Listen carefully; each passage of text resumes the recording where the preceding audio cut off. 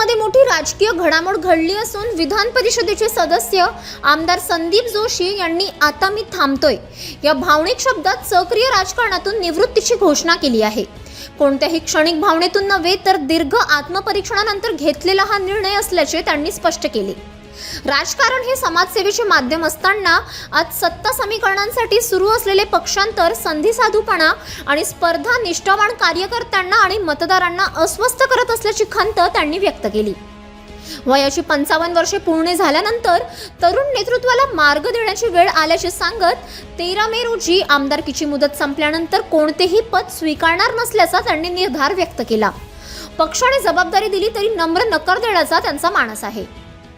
गडकरी व फडणवीस यांच्या प्रति कृतज्ञता व्यक्त करत त्यांनी संघ व भाजपने घडवलेल्या संस्कारांचा अभिमान व्यक्त केला।